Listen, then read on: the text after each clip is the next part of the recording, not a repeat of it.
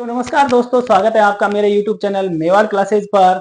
आज से अपन शुरू करने जा रहे हैं हिंदी की क्लासेज और टॉपिक वाइज अपन जानेंगे कि हिंदी है क्या। तो सर्वप्रथम यदि मैं बात करूं तो हिंदी जो भाषा है इसको अपनी राजभाषा के रूप में जाना जाता है।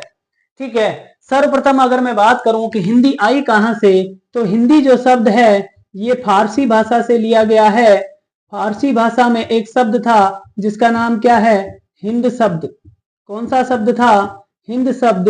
इस शब्द के दो अर्थ थे विद्यार्थियों, देखना। नंबर एक तो था हिंद महासागर। एक क्या था, हिंद महासागर।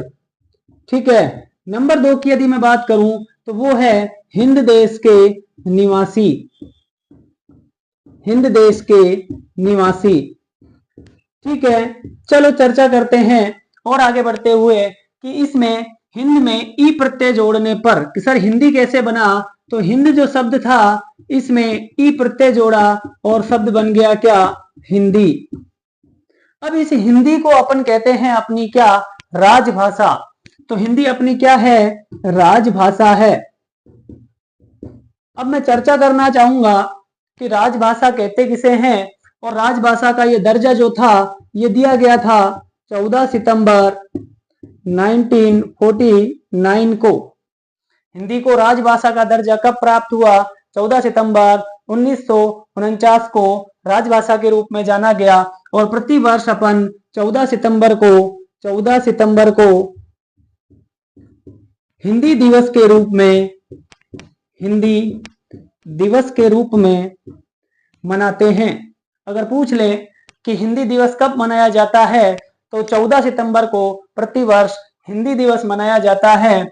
और अगर बात करें राजस्थानी भाषा दिवस कब मनाया जाता है, अगर पूछ ले राजस्थानी भाषा दिवस कब मनाया जाता है, तो 21 फरवरी को मनाया जाता है। राजस्थानी भाषा दिवस कब मनाया जाता है, 21 फरवरी को मनाया जाता है। ठीक है। अगर उसके बाद बात करें कि सर राजभाषा कहते किसे हैं, तो राजभाषा की मैं परिभाषा लिख देता हूं। देखो, किसी देश में कानून बनाने आदेश निकालने तथा अध्यादेश लाने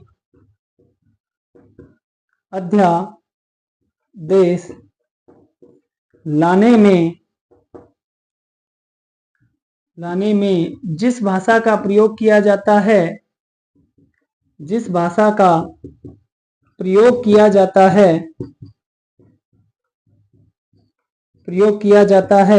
वो कौन सी भाषा कहलाती है विद्यार्थियों, राजभाषा कहलाती है। किसी भी देश में कोई कानून जिस भाषा में बनाया जाता हो, कोई आदेश गवर्नमेंट के द्वारा निकाला जाता हो, या कोई अध्यादेश पारित किया जाता हो, जिसके लिए जिस भाषा का प्रयोग किया जाता है उसको अपन क्या कहते हैं, राजभाषा कहते हैं। ठीक है, चलो आगे बढ़ते हैं। तो अपन बात करेंगे कि हिंदी की उत्पत्ति। बात करूं कि हिंदी आई कैसे, तो देखो अपन जैसा कि अपन सभी जानते हैं कि सभी भाषाओं की मूल जननी जो है वो लगभग क्या है, संस्कृत है। तो सबसे पहले जो भाषा थी वो कौन सी थी विद्यार्थियों, संस्कृत भाषा थी। इस संस्कृत भाषा के बाद सेकंड नंबर पे बनी भाषा कौन सी, पाली। इसके बाद तीसरे नंबर पे बनी कौन सी, प्राकृत। ठीक है, संस्कृत से बनी पाली, पाली से प्राकृत, और प्राकृत से बना क्या, अपभ्रंश। प्राकृत से भाषा कौन सी बनी, अपभ्रंश। और इस अपभ्रंश की एक उपशाखा थी। इस अपभ्रंश की एक क्या थी विद्यार्थियों, उपशाखा। इस अपभ्रंश की जो उपशाखा थी, इस उपशाखा का नाम था शोरसेनी अपभ्रंश। कौन सा, शोरसेनी अपभ्रंश। इस शोरसेनी अपभ्रंश से ही विद्यार्थियों निर्माण हुआ है किसका, हिंदी का। ठीक है, देखो सबसे पहली जो भाषा थी वो कौन सी थी? संस्कृत। संस्कृत से चेंज होकर भाषा बनी कौन सी? पाली। पाली में थोड़ा और परिवर्तन हुआ तो भाषा का निर्माण हुआ प्राकृत। प्राकृत के बाद कौन सी बनी? तो अपभ्रंश। और अपभ्रंश की एक उपशाखा थी जिसका नाम क्या था? शोरसेनी अपभ्रंश। और इस शोरसेनी अपभ्रंश से किसका निर्माण हुआ विद्यार्थियों? हिंदी का निर्माण हुआ। ठीक है, चलो बात करते हैं। ये अपनी जो राजभाषा है इसको दर्जा दिया गया था 14 सितंबर 1949 को। बात करें सन 1955 की, तो उस टाइम राष्ट्रपति थे, राष्ट्रपति कौन थे? बाल गंगाधर खरे। विद्यार्थियों उस टाइम भारत के राष्ट्रपति कौन थे? बाल गंगाधर खरे। तो उनकी अध्यक्षता में एक आयोग बनाया गया जिसका नाम था राजभाषा आयोग। उस आयोग का नाम क्या था? राजभाषा आयोग। ठीक है, उसके बाद में सन 1963 में राजभाषा के लिए एक अधिनियम पारित किया गया। 1963 में क्या किया गया? अधिनियम पारित किया गया। 1963 में अधिनियम पारित हुआ। ठीक है, और 1967 में 1967 में इसमें क्या किया गया? संशोधन किया गया। अब देखो कि सर ये जो 1963 में अधिनियम पारित किया गया था इसमें संशोधन क्यों किया गया? तो उसके पीछे भी रीजन था। देखो सभी जब भारत में राजभाषा के रूप में हिंदी को दर्जा दिया गया तो कुछ भारत के जो राज्य हैं वो कहलाते हैं अहिंदी राज्य। कौन से राज्य कहलाते हैं विद्यार्थियों? अहिंदी राज्य, जहां पर हिंदी को बोलने में प्रयोग नहीं लाया जाता है। तो कुछ राज्यों ने इनका क्या कर दिया? विरोध कर दिया। विरोध किया तो 1967 में ये संशोधन करना पड़ा। और इस संशोधन में ये कहा कि जब तक अहिंदी राज्य हिंदी को राजभाषा के रूप में मान्यता नहीं देते हैं तब तक इन राज्यों में हिंदी के साथ साथ, एक तो हिंदी और हिंदी के साथ साथ अंग्रेजी जो थी उसको भी किस रूप में जाना जाएगा? राजभाषा के रूप में जाना जाएगा। तो प्यारे विद्यार्थियों ये थी हिंदी की बेसिक बात कि भाई कुछ राज्यों में हिंदी को राजभाषा का दर्जा देने से मना कर दिया लोगों ने। तो वहां पर कहा गया कि आप हिंदी के साथ साथ किसको? अंग्रेजी को भी राजभाषा के रूप में प्रयोग में ला सकते हो। ठीक है, उसके बाद बात करें सन 1975 1975 में विद्यार्थियों राजभाषा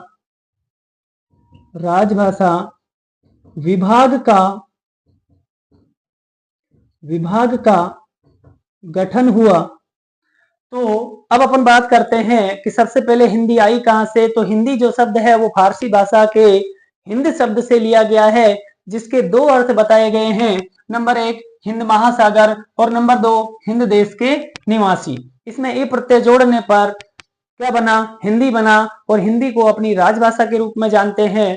राजभाषा का दर्जा हिंदी को 14 सितंबर 1949 में दिया गया था। इसीलिए प्रत्येक वर्ष अपन 14 सितंबर को हिंदी दिवस के रूप में मनाते हैं। और अगर पूछ ले कि राजस्थानी भाषा दिवस कब मनाया जाता है तो 21 फरवरी को मनाया जाता है। मैंने राजभाषा के बारे में विद्यार्थियों को बता दिया है कि किसी भी देश में कोई कानून बना रहे हो, कोई आदेश निकाल रहे हो, कोई अध्यादेश ला रहे हो तो उसके लिए जिस भाषा का प्रयोग करते हैं वो क्या कहलाती है? राजभाषा कहलाती है। ठीक है, बात करें हिंदी की उत्पत्ति की तो सबसे पहले संस्कृत भाषा थी।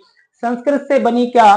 पाली। पाली से बनी प्राकृत। प्राकृत से बनी क्या? अपभ्रंश। और अपभ्रंश की एक उपशाखा थी जिसको अपन कहते हैं शोरसेनी अपभ्रंश। और इस शोरसेनी अपभ्रंश से निर्माण हुआ विद्यार्थियों किसका?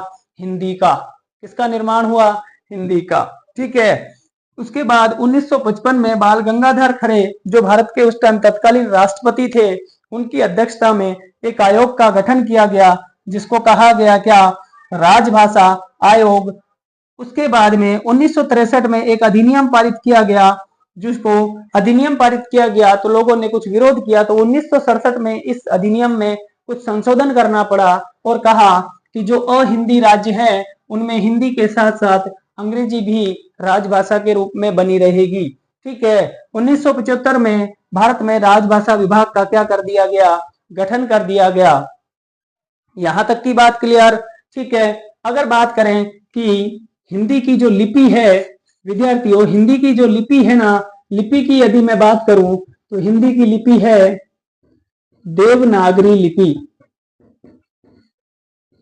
कौन सी लिपि है प्यारे विद्यार्थियों, देवनागरी लिपि। अब सर देवनागरी लिपि होती क्या है, तो कोई दिक्कत वाली बात नहीं है, जो देवों के द्वारा लिखी जाती थी, कहने का मतलब बाएं